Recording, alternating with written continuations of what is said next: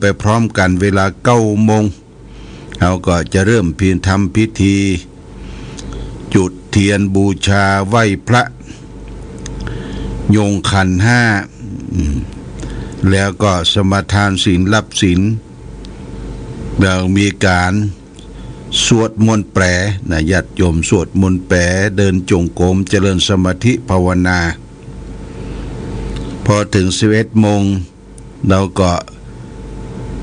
ร่วมกัน11 โมงเกิงนี่เอาก็จะร่วมกันรับประทานอาหารกลางวันซึ่งทางวัดก็ได้จัดสรรต้อนรับญาติโยมที่มาร่วมในกิจกรรมวันเสาร์ทุกวันเสาร์วันพรุ่งนี้ก็จะได้นำวิทยุมาออกเบอร์อยู่4 เครื่องตามที่หลวงพ่อได้ลั่นวาจาไว้ว่าจะแจกวิทยุเสาละ2 เครื่องผ่านมา2 เสาก็จะเป็น4 เครื่องจะต้องมาจับเบอร์เอาญาติโยมจับเบอร์จับบัตรเอา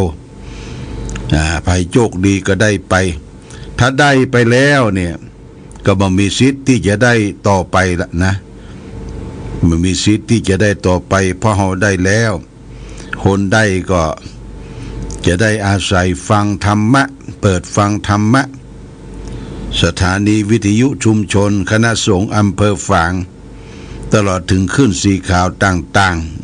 ๆนี่ก็แจ้งญาติโยมท่านสาธุชนปูนวันที่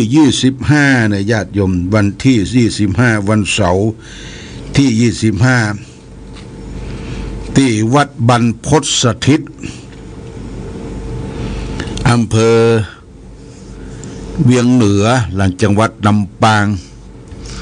เบิ้ลก็จะเปิดสถานีเนอะญาติโยมเปิดสถานีที่วัดบรรพตสถิตโดยการนำของท่านพระครูท่านมหาทั้ง2 องค์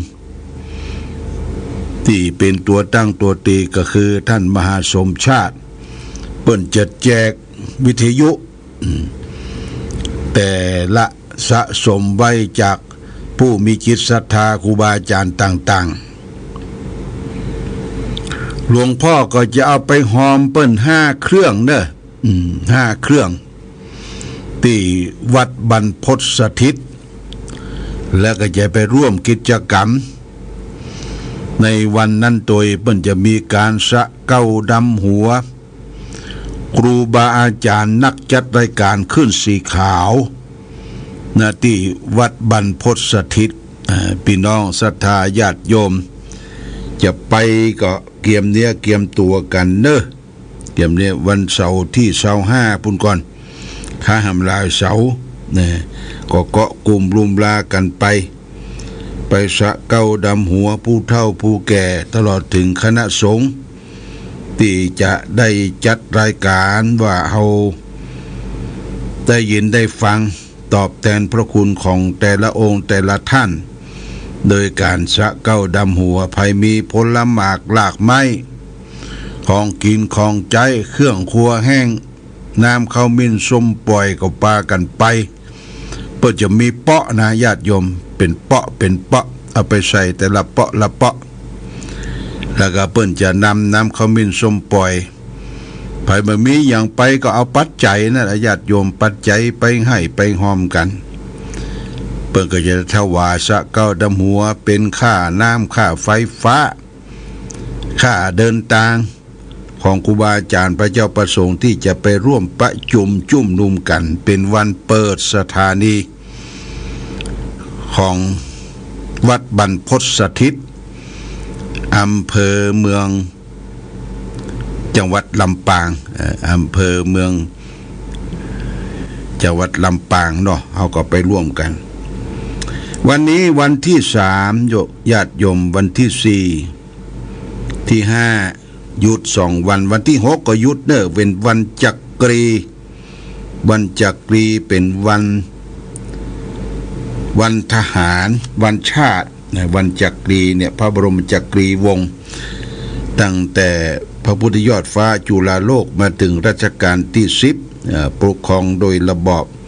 กษัตริย์โดยมีพระมหากษัตริย์เป็นประมุขโดยระบอบประชาธิปไตยญาติโยมนะวันนี้วันที่3ก็อ่อนเปียเพลียแรงพอสมควรญาติโยมตอนเจ้าตื่นมา6 โมงเก่งนะ6 โมงคงตื่นแต่เต็งตี 5ละ6 โมงเก่งออกเดินทางจากวัดพระพุทธบาทอุดมมุ่งตรงไปที่วัดบ้านปงอำเภอแม่แตงซึ่งวัดบ้านปงอำเภอแม่แตงเปิ้นนิมนต์ไปร่วมวันกตัญญูต่อครูบาเจ้าน้อยซึ่งครบรอบ128 ปีญาติโยมโดยมีพระครูปิยศิลทัศน์เจ้าอาวาสรองเจ้าคณะอำเภอแม่แตงเป็นผู้จัดงาน6 โมงเก่งเดินไปถึงที่ห้านกับ8 โมงเก่งไปนั่งพักที่จัดให้เสร็จแล้วก็9 โมงเก่งเปิ้นก็เริ่มทำพิธีไหว้พระสวดมนต์จุดธูปจุดเทียนและเจริญพระพุทธมนต์จบก็ถวายเครื่องทายทานแล้วก็เลยฉันเพลที่ห้านญาติโยมพันเชนที่วัดบ้านปงแม่แตงฉันเพลแล้วประมาณเที่ยง10 นาทีออกจากแม่แตงออกจากวัดบ้านปงก็เดินทางมาถึงที่วัดพระพุทธบาทอุดมนี่ก็บ่าย2 โมง 10 นาทีนะบ่าย2 โมง 10 นาทีก็ได้พักผ่อนเอนหลังสัก40 นาทีแล้วก็บ่าย3 โมงก็ลงไปร่วมประกอบพิธีบวชสามเณรภาคฤดูร้อนโครงการบวชสามเณรภาคฤดูร้อนโครงการถวายเป็นพระราชกุศลแด่พระวชิรเกล้าเจ้าอยู่หัวโครงการบวชลูกหลานพระเจ้าฝางพระนางสามผิวซึ่งวันนี้ก็ได้รับเกียรติจากท่านนายอำเภอฝางว่าที่ร้อยตรีนพรัตน์สุภกิจโกศลได้มาเป็นต้นเป็นประธานได้มาจุดธูปจุดเทียนถวายผ้าไกลแก่ผู้ที่จะเข้าบวชแล้วก็มีท่านนายกเทศมนตรีทวีศักดิ์สุทธเสนาร่วมด้วยพร้อมด้วยศรัทธาญาติโยมทั้งหมดทุกตนนั่นก็มีจำนวน48 รูปนะที่เข้ามาบวชวันนี้48 รูปประมาณ30 รูปนั้นบวชรวดนะบวชรวดคือบวชจบป.6 แล้วก็จะได้เรียนศึกษาโรงเรียนพระปริยัติธรรมณที่โรงเรียนวัดพระพุทธบาทอุดมเนี่ยนะศึกษาม.1 ม.2 ม.3 ถ้ามีโอกาสไปถึงม.6 จะได้บวชเรียนต่อก็ทำพิธีบรรพชาอุปสมบทในวันนี้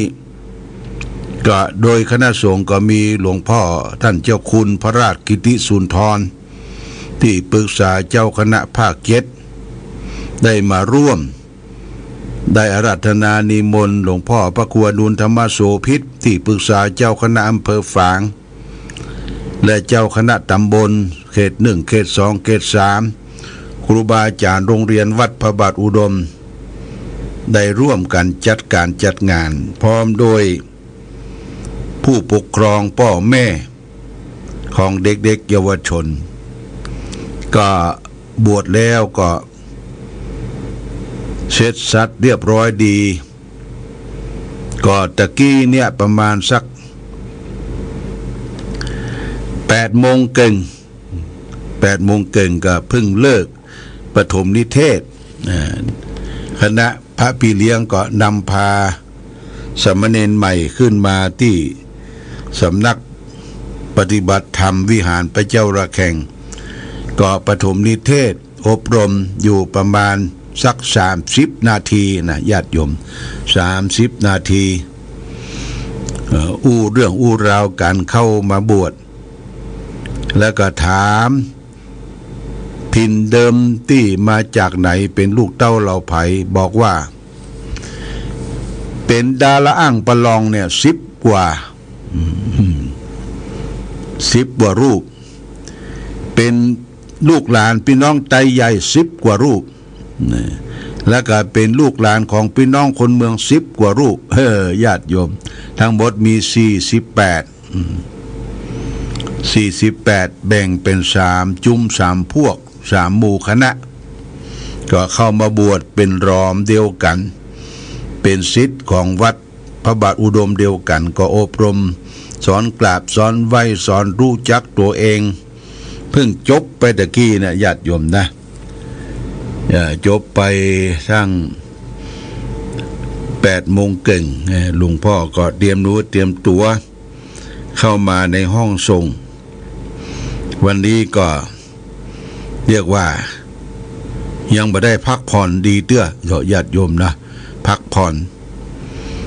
นั่งรถลูกแม่แตงไปกลับนี่ก็ใช้เวลาหลายชั่วโมง4 ชั่วโมงไปกลับปิกมาถึงวัดก็ยังไม่ได้พักผ่อนดีก็ทำกิจกรรมบรรพชาสามเณรภาคฤดูร้อนสรุปแล้วบวชเรียบร้อยแล้วเน้อญาติโยมที่เป็นเจ้าภาควันพรุ่งนี้ก็จะได้รวบรวมรายชื่อเจ้าภาคที่บวชสามเณรภาคฤดูร้อนมาอนุโมทนาขอบคุณกับศรัทธาญาติโยมแห่งครั้งหนึ่งวันนี้คงบัดเต้าบัดตันเตื้อต้องขออภัยมาณโอกาสนี้ตยก่อนจะเข้ารายการก็เริ่มเปิดตั้งแต่20 นาฬิกา8 โมงเมื่อคืนก็ทำโลกาวุธิมาเทศมาแสดงออกรายการแก่ศรัทธาญาติโยมและก็พ่วงไปด้วยทำใจทั้งใจยะมงคล7 ประการเตี่ยวทำ2 ผูกนี้มาออกรายการทั่วไปให้ได้ยินกันไปทั่วเพื่อป้องกันเหตุเพศภัยต่างๆ ญาติโยมเหตุเพศภัยต่างๆที่เขาได้รับผลกระทบอยู่ในขณะนี้มืดหน้ามัวตาไปด้วยหมอกควันไฟ PM.25 เป็นหมอกควันไฟที่ปืนมาสู่บ้านเฮาเมืองเฮาโดยเฉพาะจังหวัดเชียงใหม่จึงได้รับคำยกย่องว่าหมอกควันไฟที่นักที่สุดในโลกคือจังหวัดเชียงใหม่ประเทศไทยได้รับคำชมญาติโยมแล้วก็ประเทศอื่นก็มีประเทศอินเดียลองลงมาเพราะฉะนั้นอดรนทนเอาให้น้อยเน้อญาติโยมถ้าเป็นไอคอกแคกไอดันไออย่างบ่ไข้หายระบบหายใจมันฝืดเครื่องก็พยายามไปหาหมอไปให้หมอได้เช็คดูร่างกายถ้าป้องกันไว้ก่อนก็ใส่เน็ตใส่ผ้าอนามัยปิดจมูกผ้าอนามัยธรรมดานี่ก็ยังบ่ค่อยดีนะแต่เจ้าไปแม่แตงดูเจ้าตัวหนึ่งเขามาตักว่าหลวงพ่อยังมาใส่ผ้าอนามัยโอ้บ่ใส่ละไอ้เนาะหันเปิ้นใส่อยู่ต้องย่องต้องแง่งเฮาก็บ่ใส่ละบ่ยามเนาะบ่ยามใส่ญาติโยมแต่ก็ต้องระมัดระวังเช่นเดียวกันถ้าฝนตกมาสัก5-25นี่มันจะเป่งวะออกไปเฮาก็ต้องป้องกันในช่วงนี้ญาติโยมนี่เป็นภัยอันหนึ่งที่เกิดขึ้นในท้องถิ่นบ้านเฮาก็คือควันหมอกไฟควันไฟต่างๆที่มืดครึ้มไปทั่ว ทำให้ฟ้าปิดแสงพระจันทร์เฮาพอประเดี๋ยวนี้พอบาหารมนโอโลมนโอโลแดงสังหางนะญาติโยมนะพระจันทร์วันนี้แรม1 ค่ำนะแรม1 ค่ำนี่เป็นท่าเรื่องเกิดที่เอาธรรมมาเปิดให้มันวะมันห่มมันหายไปคือฟ้าฝนตกลงมาภาวะที่2ก็คือน้ำมันแปลงให้มันเล่าขึ้นแหมละ3 บาทกึ่ง2 วันขึ้น2 ท่านเป็น7 บาทญาติโยมน้ำมันแปลงเดือดอย่างใดก็บ่ได้เนอะต้นต่อมันแปลงน้ำมันมาจากประเทศตะวันออกกลางเปิ้น6 ราคาฟันกันผู้คนล้มตายเกิดความหายนะตึกรามบ้านช่องถูกถล่มญาติโยมโลกเฮานี่มันฮ้อนเป็นฟืนเป็นไฟนะที่ต่างประเทศตะวันออกกลาง นี่ญาติโยมก็ทำเมื่อน้ำมันวิกฤตเนี่ยส่งมาบัดเต้าบัดตันน้ำมันสำรองเฮาก็เอามาแจกจ่ายกันทุกปั๊ม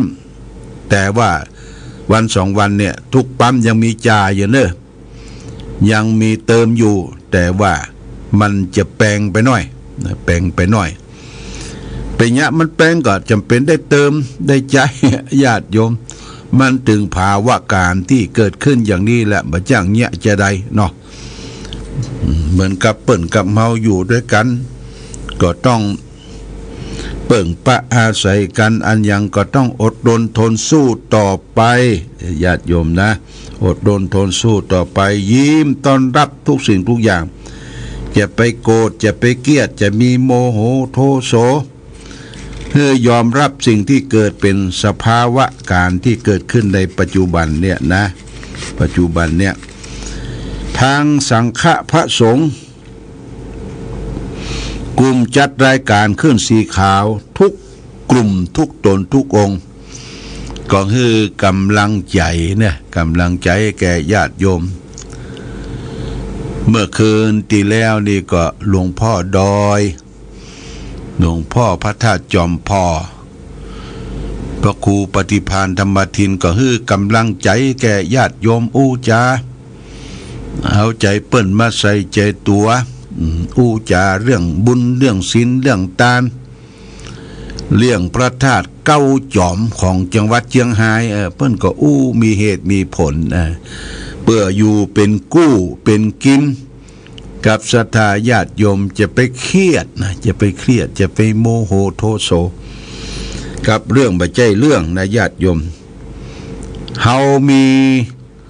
ความเป็นอยู่ฐานะดีกว่าหลายๆคนนะที่เปิ้นทุกข์เปิ้นยากเปิ้นลำบาก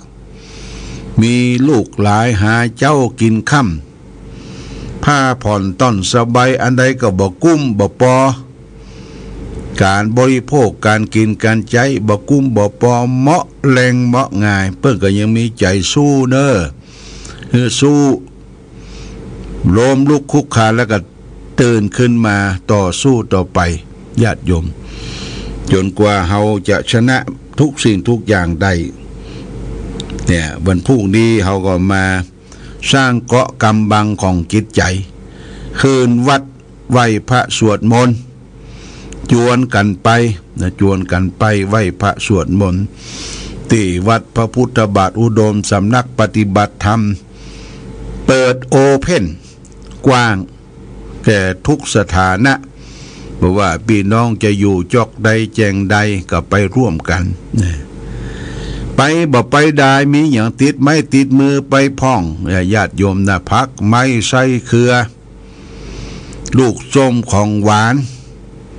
บ่มีอย่างน้ำสักขวด2 ขวดก็ยังดียังได้เอาไปร่วมกัน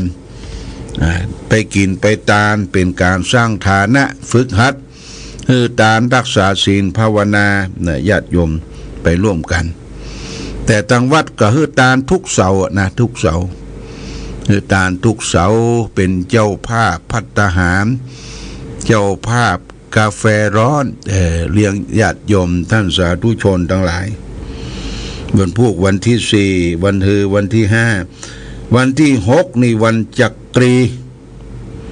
วันจักรีวันที่สิบนะยันที่สิบแรม8 ค่ำเนี่ยวัดโสภณารามห้วยงูในวัดท่านพระครูศรีวัดห้วยงูในวัดคุณกนกพิษชัยนาบ้านห้วยงูในเปิ้นจะบรรจุพระธาตุนะญาติโยมนะบรรจุพระธาตุละพระธาตุที่มีเจ้าภาพพี่น้องที่มาเกิดมาสร้างประเดี๋ยวนี้เปิ้นก่อไปถึงยอดสุดปลายและจะได้โบกได้บรรจุในวันดีนะวันที่10เนี่ยวันดีวัน8 ค่ำวันศุกร์วันที่18 ค่ำเป็นวันดีเป็นวันฉลองเป็นวันมหามงคลเนอะวันที่10รัชกาลที่10ไผว่างก็ไปร่วมเอาของดีไปบรรจุที่หอระฆังบนเจดีย์บรรจุใจธาตุหอระฆังเจดีย์ที่วัดโสภณารามห้วยงูในหลวงพ่อก็จะได้นำพระธาตุไปบรรจุร่วมกันญาติโยมวันนั้นก็ไปอู้ไปจาไปปรึกษาหารือกันแล้วก็ลวดไปฉันเพลที่วัดห้วยงูในเรียบร้อยแบ่งการแบ่งงานกันทำเครื่องสังทายทานต่างๆของกินของว่าก็อู้จากันไว้แล้วนะแล้วก็ขอบอกมายังคณะสงฆ์ขึ้นสีขาวเนาะองค์ไหนว่างก็มากันเด้อนิมนต์มาร่วมกันบรรจุพระบรมสารีริกธาตุมีอย่างดีๆก็มาบรรจุกันไว้ก็พิธีการก็เริ่มตั้งแต่9 โมงได้นิมนต์พระสงฆ์สังฆะเจริญพุทธมนต์9 รูปหลวงพ่อก็ไปเป็นประธานร่วมแล้วก็พร้อมด้วยครูบาอาจารย์หลายรูปจากขึ้นสีขาวโดยการนิมนต์ของคุณกนกพิษชัยนาเจนาได้นิมนต์บอกบุญไปให้แก่ครูบาอาจารย์ได้มาร่วมกันลู่กันไปลิงกันมาลู่กันไปลู่กันมามีกินมีตานมีงานเกิดขึ้นก็ลิงลู่ช่วยกันช่วยกันก็เป็นมังคละเป็นมงคลของที่บรรจุนั้นเปิ้นจะปิดละนะญาติโยมพอบรรจุแล้วใช้ยันโตแล้วเสียงบทแล้วบ่ของที่บรรจุก็มีพระธาตุพระบรมสารีริกธาตุพระพุทธรูปอันเก่าแก่และแก้วแหวนแสนสิ่งต่างๆของที่เป็นมงคลของเป็นมงคลบรรจุแล้วเปิ้นจะปิดแล้วก็จะฉาบแล้วก็ทาสีละสำหรับเปิ้นจะตานใหญ่เจ้าภาพเปิ้นจะมาตานที่วัดห้วยงูในพระธาตุในวันที่12 เดือนกรกฎาคมเนี่ยญาติโยมแล้วก็ยกยอดชัดโดยยอดชัดนะเปิ้นบ่แปลงปวนละเปิ้นจะใจลดยกเอารถเคนยกใส่เอาแต่เจ้าภาพเปิ้นจะมาตานวันนั้นนี่ก็เปิ้นจะโบกจะฉาบละไปปะพบกับศาลาแต่ว่ามันซื่นว่าตันหลวงพ่อตันที่จะบรรจุในวันที่10บรรจุแล้วก็จะได้ปิดละนี่ก็ไปร่วมกันเด้อญาติโยมที่วัดโสภณารามห้วยงูในวัดของคุณกนกพิษชัยนาเจนาเปิ้นจัดเลี้ยงอันเนี้ยจัดเลี้ยงข้าวซอยหลายๆที่แต่ว่าวันนั้นบ่เลี้ยงข้าวซอยเนอะบอกเจนาแล้วบ่เลี้ยงข้าวซอยเลี้ยงข้าวหนมเส้นนะข้าวหนมเส้นมันเป็นเส้นเป็นสายเป็นใยแล้วก็อาหารพื้นเมืองข้าวหนมเส้นเป็นลักทั่วไปขนมเส้นนี่ก็น้ำงิ้วจีบเท่าแนวแคบจีตัวแนวแคบใส่ตำใส่น้ำมันคุ้นเนี่ยโอ้อร่อยขนมเส้น แล้วก็ใครจะไปเลี้ยงขนมเลี้ยงอย่างอื่นก็ตามอัธยาศัยเด้อไปร่วมกันที่บ้านห้วยงูในวันที่10วันศุกร์เนี่ยวันศุกร์วันที่7ที่8นี่หลวงพ่อก็จะไปร่วมงานเจริญพระพุทธมนต์ถวายสมเด็จพระนางเจ้าพระบรมราชินีนาถที่มหาราชวังนะญาติโยมวันที่8นะเดินทางวันที่7วันที่8ที่8ปิกมาถึงค่ำนะถึงค่ำถึงบ้านเฮาก็ค่ำมืดนะขึ้นเครื่องบินไปกลับไปวันที่7นอน1คืนวันที่8ก็ไปร่วมกันแล้ววันที่9นี่ก็อยู่วัดก็จะไปเยี่ยมวัดห้วยงูนายกรรมเตรียมความพร้อมวันที่10ก็จะไปร่วมกันอันนี้ก็แจ้งข่าวบุญข่าวกุศลให้แก่ญาติโยมท่านสาธุชนทั้งหลายปีนี้ปักกระตืนปื้นเมืองของวัดธาตุคำเจียงใหม่สั่งกำหนดสังขารล่องวันที่14นะ14สังขารล่อง15วันเนา16วันพญาวันแต่รักษาโกนทั่วไปก็13ก็ล่องละญาติโยมวันที่13เมษายนยิงสินาฏกันละยิงสินาฏยิงปืนกันต้งตั้งเนี่ยก็ถือว่าขึ้นเถลิงศกปีใหม่วันที่13สังขารล่องเนาะตามคำนบเรียมที่ถือกันมา14วันเนา15วันพญาวันไผ่โทรมานี่ฮะอะไรรักกันเด้อฮัลโหลหลวงปู่คุณแม่เจ้าอะไรอย่างอันน้ำมนต์จะออกอยู่วะฮะจะได้น้ำมนต์อยู่วะวันนี้เนี่ยกำลังประเดี๋ยวเนี่ยได้ยินก่อนกำลังออกรายการประเดี๋ยวนี้ได้ยินไหมถ่ายทอดได้แจ้มาได้ปล่อยกับเป็นเอาไปไหนมาเกี่ยวกันตอนเนี้ยกำลังออกอากาศอยู่เนอะเจ้ากระเดียจะอยู่เนาะโอ้ประเดี๋ยวเนี่ยได้ยินก่อนกูแม่เจ้าเด้อกับพ่อกันมาไก่มากวางจำตองให้โอเคเด้อไม่ได้กำหนดที่จะโทรมาเนอะญาติโยมบัตตาเด้อเนอะมันขัดจังหวะถ้าเปิดสายแล้วก็อย่าบอกเนอะบอกว่าเปิดสายประมาณ10นาทีก็โทรมาถ้ามาก่อนนี่มันลืมหน้าลืมหลังละ40ลืมหน้า50ลืมหลังเนี่ยญาติโยมนะก็เขามาถึงที่ไหนตะกี้ถึงสงกรานต์13ก็เริ่มละญาติโยม13วันที่13เมษายนเนี่ยนะแต่โดยพฤติในรู้กันว่าจริงสังขารล่องวันที่14 15 16อันนี้ก็เฮาก็ต้องดูว่าสังขารล่องวันที่14มันเป็นจะได้ฟ้องธรรมปีใหม่ตามปกติปฏิทินล้านนาก็ไปดูกันแต่ว่าสากลทั่วไปเนี่ยตั้งประเทศพม่าประเทศลาวประเทศเขมรใกล้เคียงที่ถือ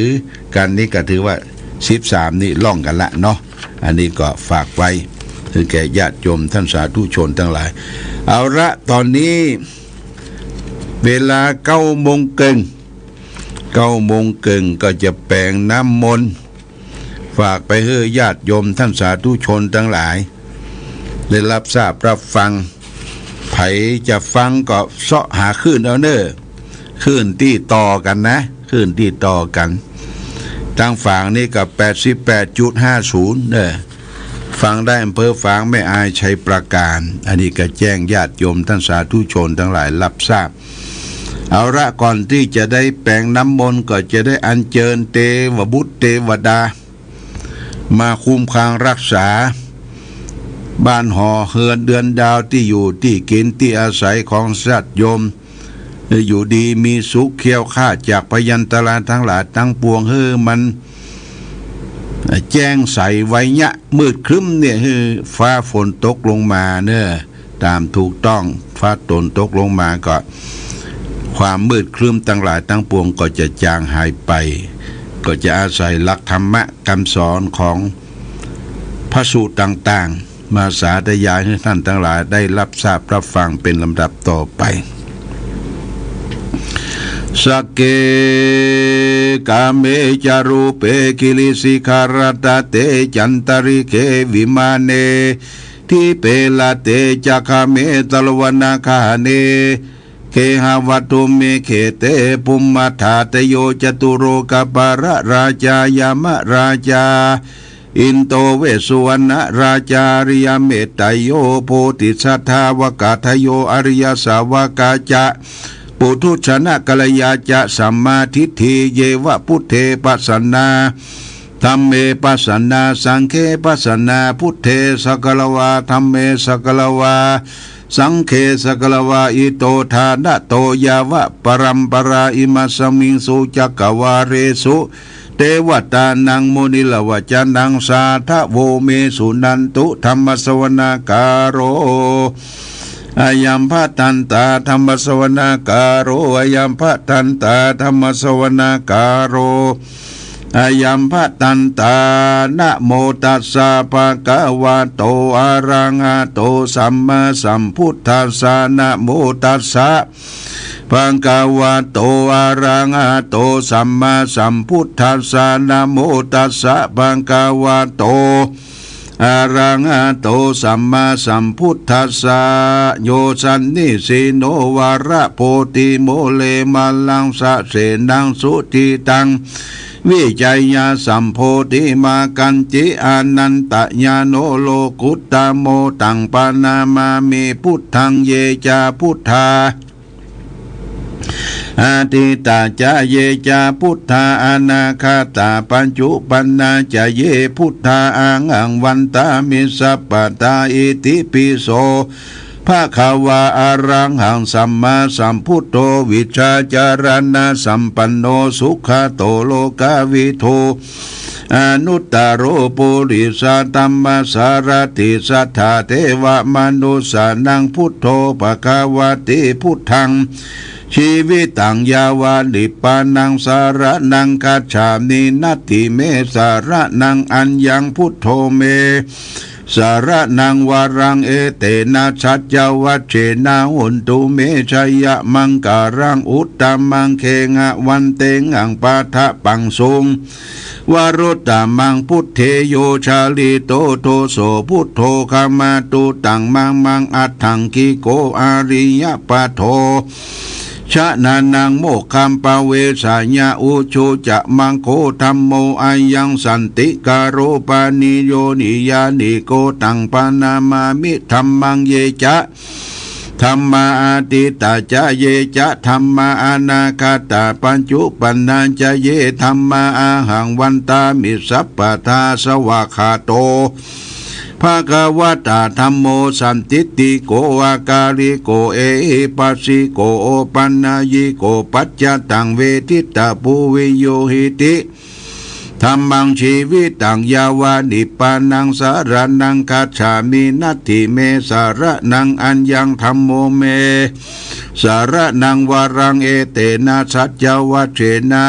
โอนตุเมชัยยะมังการังอุตตมังเคงะวันเตงังธรรมันจาตุวิตังวรัง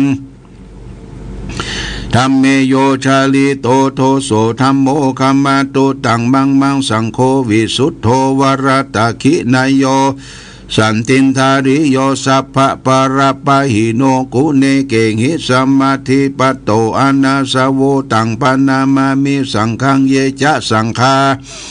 อาทิตาจเยจะสังฆาอนาคาตาปัญจุปันนาจเยสังฆาอาหังวันตามิสัพพตาสุปฏิปันโนภะคะวะโตสาวกสังโฆโอชุปฏิปันโนภะคะวะโตสาวกสังโฆยายะปฏิปันโนภะคะวะโตสาวกสังโฆสามิจิปฏิปันโนภะคะวะโตสาวกสังโฆยะทิตังจัตตาริปุริสายุคานิอาตาปุริสาปุคาลาเอสะภะคะวะโตสาวกสังโฆอาหุนายโยปะหุนายโยทักขินายโยอัญชาริการะนิโยอนุตตรังปุญญาเขตังโลกัสสติสังฆังชีวิตัง ยาวะนิปานังสารนังคาฉามินัตถิเมสารนังอัญญังสังโฆเมสารนังวารังเอเตนะชัจจวัชเชนะหุนตุเมชัยยามังการังอุตตมังเคงะวันเตหังสังกัญจาทุวิทุตตมังสังเคโยชาลิโตโตโสสังโฆคัมมาตุตังมังมังอิเจวมัตตนามัสสะมานังนามัสสะมโนรัตนาตยังยังปุญญาปิสันตังวิปุลังอารัตตังตัสสานุภาเวนะนาหันตรายโยเอวัมเมสุตังเอกังสัมมัญญังภควาสาวัตถิยังเวงอารันติเชตวันเนอนันทาปินดิกัสสะอารามิตัตระโขปังกวาภิกขุอามันเตเสภิกขโวติภาตันเตติเตภิกขุภะคะวะโตปัจจัสโสสุงพังคะวะเอตทะโวจาเมตตายาภิกขเวเจโตวิมุตติยาอาเสวิตปยาภาหุภาวิตายาภาหุลิกตายายานิกตายาวัตถุกตายาอนุทิสายาปริทิตายาสุสามารัตยาเอกาทัสานิสังสาปฏิกังขาเอกาธรรมเอกาทัตสุขังสุปฏิสุขังปฏิปุจจตินาปะปะกังสุปินังปัสสติมนุสันนังปิโยโหติอามนุสันนังปิโยโหติเทวตารคันตินัสสะอาคิวาวิสังวาสตังวาคามาติตุวตังจิตตังสมาติยาติมุขวันโนวิปัสสิสติอาสัมมูลาโหกาลังกาโลติอุตตริงอัตตะปฏิสันโตสัพพปฏิสันโตพระมะโลกุปโคหุติเมตตายาภิกขเวเจโตวิมุตติยาเสวิตายาภาวิตายาภาหุลิกตายายานิกตายาวัตถุกตายาอนุทิสายาปริจิตายาสุสามรัตยาอิเมเอกาทัสสานิสังสาปฏิกังขานิอิทิอิธรรมโวจาภควาอัตตมนาเตภิกขุพังควาโตภาสิตังอภินันทุนเตนะโมเมสัพพะเทวันนังสัพพะการหาจะเทวันนังสุริยันจะปมุญจันจะสสีปุมโมจะเทวะนังวุโทลาพังปวิชติชีโวสุกโรจะมหาราพังโสรุราหูเกตุจะมหาราพังสัพพะพยังวินาสันติสัพพะทุกขังวินาสันติสัพพะโรกังวินาสันติลักขานาอาหังวันตามิสัพพะตาสัพเพเทวมังปารยันตุสัพพะตาเอเตนะมังคาราเตเชนะสัพพะโสธีภวันตุเมยะโตหังภาคินีอาลิยายะชาติยาชาโตนาปิชานามิสันจิตจะปานังชีวิกาชีวิตาวโรเปนาเตนะสัจเจนะสุติเตโหตุสุทัพพัสสะโพสังโฆสติตังคาโตธัมมานังวิจโยตถาวิริยัมปิติปัสสติโพสังฆาจัตถาปะเรสัมมาทุเบคาโพสังฆาสติเตสัพพทัสสินามุนินาสัมมาทัคขตาภาวิตาภหุลิกตาสังวัตตันติอภิญญายานิพพานายะยาโพธิยาเอเตนะสัจจวัจเจนะสุติเตโหตุสัพพตาเอกัสสมิงสัมมาเยนะโถโมคคัลลันตกัสสะมังคิลานิทุกขิเตทิสวะโพสังเคสตาเตสติเตจัดังอภินันติตวโลกามุจิงสุตังกะเนเอเตนะสัจวัชเชนะสุติเตโหตุสัพพตาเอกทาธรรมราชาปิเคลันเยนะปิปิลิโตนจุนทัตเถเลนะตัญเยวะพนาเปตวนาสัตตลังสัมโมทิตัวจะอาปตาตัมหาวุธาทิธานาโสเอเตนะสัจวัจเจนะสุติเตโหตุสัพพตาปะหินาเตจะอาปทาตินันนัมปิมเหสินังมคหตากิเลวะปัตตานุปติธรรมตังเอเตนะสัจจวัจเจนะสุติเตโหตุสัพพตายันตุนิมิตังอาวามังคลันจโยจะมนาโปสักุณาสัสสะโตปะปะกะโหตุสุปินากันตังพุทธานุภาเวนะวินาสัมเบนตุยันตุนิมิตังอาวามังคลันจโยจะมนาโปสักุณาสัสสะโตปะปะกะโหตุสุปินังอากันตังธัมมา รูปาเวนาวินาสัมเบนตุยันตุนิมิตังอาวามังคลัญจโยจะมนาโปสกุณาสัสตุปปะกะโหตุสุปินังอากันตังธรรมานุภาเวนาวินาสัมเบนตุยันตุนิมิตังอาวะมังคลัญจโยจามนาโปสกุณาสัสตุปปะกะโหตุสุปินังอากันตังสังฆานุภาเวนาวินาสัมเมนตุมหากาลุนิโกนาโตหิตายะสัพพปะดินังปุริตวปารมิสัพพปะโตสัมโพธิมุตตมังเอเตนะสัจวัจเจนะสุติโหตุเตสยามังกาลาชัยยันโตโพธิยามุเลสกายานันนันทิวะคโนเอวันตวังวิชัยโยเอทยาตุสยามังกาลาอปาลชิตาปาลังเกสิเสปัทวิบุคเลอภิเสกสัพพปุตตานังอาคาปโตปโมทัติสุนักตังสุมังคลังสุปปะตังสุติตังสุขันโนสมโมโตจัสสุยิตังพรหมจาริสุปัฏฐกินังกายกัมมังวาจากัมมังปัฏฐกินังมโนกัมมังปณิทิเตปัฏฐกินานิกัตตวันนลปันตเถปัฏฐกิเนโสอัตถรโตสุขิโตวิลุนโหพุทธศาสเนอโรโคสุขิโตหิสังหสเปยติปิสาอัตถรธาสุขิตาวิลุณหะพุทธศาสเนอโลกาสุขิตาอุตสิสเปยติปิเตอัตถรธาสุขิตา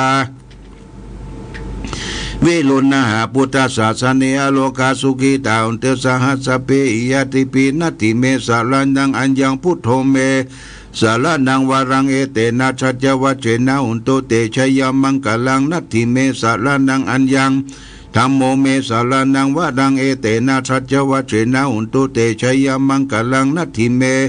สารนังอัญญังสังโฆเมสารนังวารังเอเตนะชัจวัจเจนะอุนโตเตชยามังกลังยังกินจิรัตนังโลเกวิสติวิวิตังปุตุรัตนังพุทธสมังนัตติตัสสมาสุติภวันตุเตยังกินจิรัตนังโลเกวิสติวิวิตังปุตุรัตนังธรรมสมังนัตติตัสสมาสุติภวันตุเตยังกินจิรัตนังโลเกวิสติวิวิตังปุตุรัตนังสังฆสมังนัตติตัสสมาสุติภวันตุเตหิริโอตปะสัมปันนาสุขะธรรมสมัยตาสันโตสัพพุลิสาโลเกเทวะธรรมติวุจเรสันติปะขาปัตนาสันติปัฏฐาวันจนามาตาปิตาชนิกันตังชะตะเวตังปฏิกัมมังจาญาจนากตาพุทธเจตวามรังสวานันจตุสตังมัตตังละสัญญิปิวิโสนาลาสภาตันนังกาลตโยพุทธาตวิสตินายกาสเปปฏิติตาไมหังมัตตะเกเตมุลิสลาสิเสปฏิติโตไมหังพุทโธธัมโมทวิจโนสังโฆปฏิติโตไมหังอุเรสปะคุณหัตเยอนุนิเมหัตเยมานุรุโตสารีปุโตจักขินีโกนตันติปฏิปิปัสสมังโมคคัลโนจาวามะเกตะเกเนวัสเนมาสังอาสุอนันดาลาหุลกัสสะโปจามหานาโมบันตุมาสุกัดเกกันเตปิเตปะสุริริภะปังกาโลนิสินโนสิริสัมปันโนโสภิโตมุนิมุงกามงกุมลกัสสะโปเทโลมเหจิตวัตตะโกโสเมหังวัตตานินิจามปฏิตานิคุณักโลปุญโยอังคุลิมาโลจะอุบารินันตาสิวาลีเมปัญจมหาเถลานาลติติมามะเสตาสิติมหาเถลาชิตาวันตาชิโนลตาชาลันตาศิลาเจเทมาอังคาเขสุสันติลาตนาปุลันตัวสิตาคิเนเมตตาสุตกันทัตกัมปัจฉโตอาชิวเมอังคุลิมาลกังคันตามราปริจันตาตติญาสุรกากาเสชาชนะเสสะปะสันตินาสิปะสันตินาชินานังปะสัญยุเตธรรมปะกะเตวัสโตเมสกะเจนะสัมมาสัมพุทธะเรปัญจเลมัจจามิตาปริจัตตาปริลจัตุปัตตวะเสตวินายังโจอัญญันตุกันตุ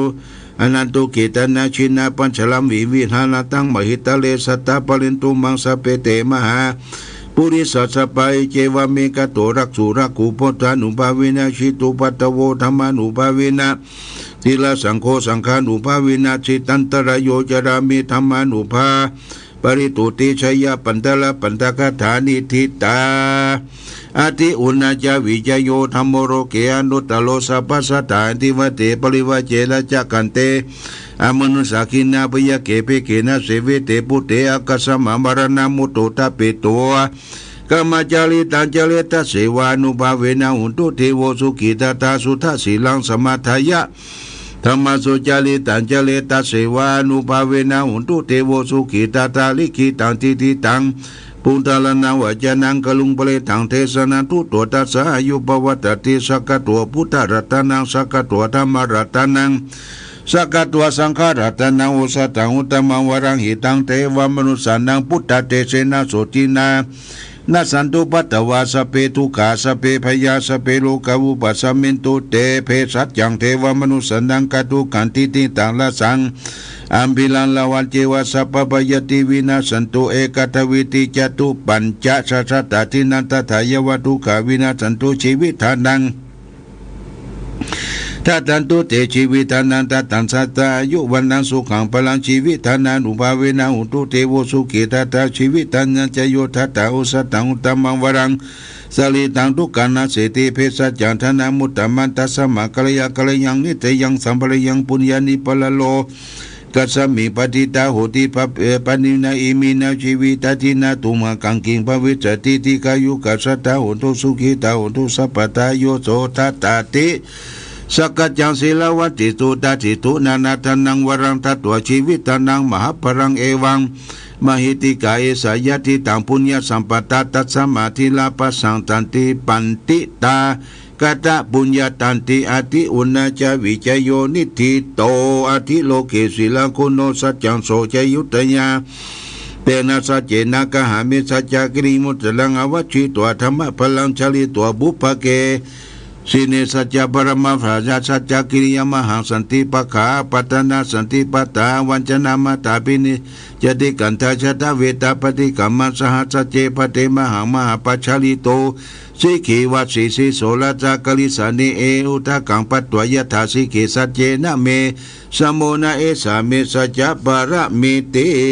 สุโขปุทานังอุปโตสุขาสาธรรมเทศนาสุขาสังฆาสามัคคีสมคันดังตะโปสุโขคติโยเสโทสเนตัสสัมบิญิโคตปฏิชายิโนวิสาจารณะสัมปันโนโสเสโทเทวมนุเสเทวตปฏิอติโตลัตติมาสันติมาสันนโตคติโยตปฏิสยิตปฏิพรหมโตอัตตสัพพะโหรตังพุทโตตปฏิเตสะสาอโรขญาปรมาราภาสันตุติปรมังทานังวิสาสาปรมายาตินิพพานังปรมังสุขังจบญาติโยมท่านสาธุชนได้เจริญพระพุทธมนต์พระสูตรต่างๆอันสำคัญส่งไปให้แก่พ่อแม่พี่น้องป้องกันเหตุเพศภัยหมอกควรพิษตลาดตั้งปวงไปแล้วญาติโยมได้รับน้ำมนต์แล้วก็ให้มันเป่งมันวะหายใจโล่งโปร่งใจเกิดอะไรก็คือสมดังความคิดความมุ่งมา่ความปรารถนาเน้อจูผู้จูคนขณะนี้เวลา 21 นาฬิกากับ50 นาทีก็เหลือเวลาสัก10 นาทีก็จะเปิดสายออนไลน์ไปให้แก่พ่อแม่พี่น้องเพื่อมีเสียงตอบรับว่าได้รับฟังจากที่ไหนจอกใดแจงใด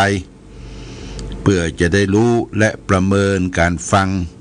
ว่าใกล้ว่าไกลสักเพียงใดเชิญญาติโยมเด้อโทรศัพท์อู้จากัน081 951 5864ได้เปิดสายให้ประมาณสัก10 นาทีเนาะญาติโยมเนาะเดี๋ยวเขาก็จะได้พักผ่อนกันเอาให้เอาแห่งกันต่อสู้ในวันต่อไป0819515864สายแรกมาแล้วฮัลโหลมาจากการทราบครูว่าจะได้ฟังแต่เจ้าล่ะชัดเจนก็ชัดเจนจะดีอ่ะบทโทฟังข้างวัดเหรอข้างวัดลงหัวแดงเหรอเจ้า ขอบคุณเด้อแม่พรเด้อ เจ้า ขอบคุณอนุโมทนาอยู่ดีมีสุขเด้อเจริญพร เจ้า แม่พรร้องวัดแดงสังกันแปลงเจียงใหม่โมทนาสาธุเด้ออาสาต่อไป เจริญพร ถวายสาเจ้าสารพระครูแม่บัวลอยพันทุกก่อเจ้าอำเภอแม่สวยเนื้อตำบลตะ แม่บัวลอยบ้านศพเกาะอำเภอแม่สวย ก็อำเภอแม่สวยได้น้ำมนต์แล้วนี่เจ้า โอ้สุดยอดอยู่ดีมีสุขเด้อ เจ้าสาธุชัดดีในเจ้า โอ้ขอบคุณเด้อแม่บัวลอยเด้อเจ้าสาธุ อายุวันโดสุขังปะลางหวัดดี สวัสดีเจ้า อ้าวสายต่อไป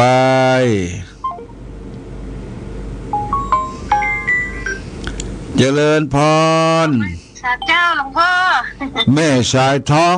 จากก็เจนดีฟังงานลำพูนเรดิโอ 99.50 เจ้า อัลโหลชัดเจนดีเนาะ ได้แล้วเนอะ6 โอ้ ขดกันนะ ฮะ เราได้6 ขดนะโม โอ้โห เอาไว้5 ขด6 ขด คือมันเป่งมันวะเนอะมันมืดมันครึ้มแต่มันเป่งมันวะอธิษฐานกินนะเจ้า โอ้ดีละ กิน ขอบคุณนะแม่สายทองเด้ออยู่ดีมีสุขเด้อ เป็นกำลังใจนะหลวงพ่อหนังสืออะไรที่ทินได้รับแล้วเนอะวันที่18อ๋อได้รับแล้วเนอะจะโอนแทนนี่เนาะที่อันนี้เลขบัญชีที่อันปฏิทิน มีที่ปฏิทิน เจ้าว่าเงินละอ่อน โมทนาเด้อแม่สายทองเด้อ นะเจ้าก็ไว้สาเจ้า อายุวันโนสุขังปะลังอาสาต่อไปญาติโยมเจริญพร ไว้สาเจ้า จากจังใด จากลำปางเจ้าบ้านไหลนาน้อยแม่น้อยอุตุดีเอาน้ำมนต์เตอหลวงพ่อเนอะ โอ้บ้านไร่นาน้อยแม่หยา แม่น้อยอุตุดีเจ้า แม่น้อยอุตุดีดำบนได้รับประกา เจ้าน้ำมนต์ได้รับแล้วเจ้า โอ้ดีแต่ดีแต่ ไว้ตัวเจ้า โอ้สุดยอดขออยู่ดีมีสุขนะแม่เนอเจ้าไว้สาเจ้า เจริญพรอายุวันโนสุขังพลังเนอดีเจ้าสาธุ พี่น้องลำปางเอาสายต่อไปญาติโยม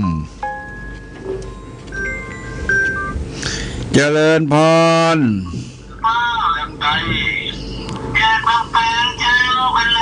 เจริญพรครับโอ้จากนี่ไหนพาพาลีโอ้บ่อุ้ยเหรอโอ้บ่อุ้ยหมวกโอ้ฟังชัดก่อนเนาะชัดเจนเนาะบ่อุ้ยดีครับโอ้ดีละวิทยุชุมชนคนเมืองลีอ๋อเจ้าสุดยอดวิทยุชุมชนเมืองลีบ่อุ้ยหมวกโมทนาและบ่อุ้ยเด้ออยู่ดีมีสุขเด้อครับโอ้อายุวันโนสุขังพลังจากลีอาสาต่อไปเจริญพรกลับไว้สาหลวงพ่อเจ้าโอ้จากที่ไหนลำปางแม่สีกุลกันทุระหนองรองลำปางจ้าน่ะแม่สีทุนกันทุระหนองรองลำปางชัดเจนดูเนาะชัดเจนดีเจ้าปดต่อน้ำมนต์เรียบร้อยสุดยอดมุทนาเด้อแม่สีกุลเด้อจ้าเป็นกำลังใจให้นะขอบคุณหลายอายุวันโนสุขังพลังสัตว์หวัดดีเน้อขอบคุณอาสาต่อไปลำปางมาแล้วฮัลโหลการไม่สาเจ้าหลวงพ่อจากที่ไหนจากมมเจ้ามมืดมัวเจ้าพี่ใหญ่ใหญ่โอ้มมืดมัวกะมกับเป็นลึงนะกะพูดมาเนอะเจ้าเอาล้างหน้าล้างตามาคืนนะโอ้ล้างเลยเจ้าโอเคเนอะไม่ตานะเจ้าวัสดีคุณแม่ปราณีมณีจองมแม่มาวขี้เล็ก สายต่อไปสายต่อไปเจริญพรแม่มอมเราปักก๋วยเจ้าไหว้จ่าเจ้าให้น้ำมนต์แล้วเนอะ โอ้ดีแต่ดีแต่น่าเห็นได้อ่ะอดรับอดนอนเนาะอดรับว่ะมันบ่เดึกจะโลเนาะเจ้าเวลาหมดแล้วนี่แหละได้ฮะ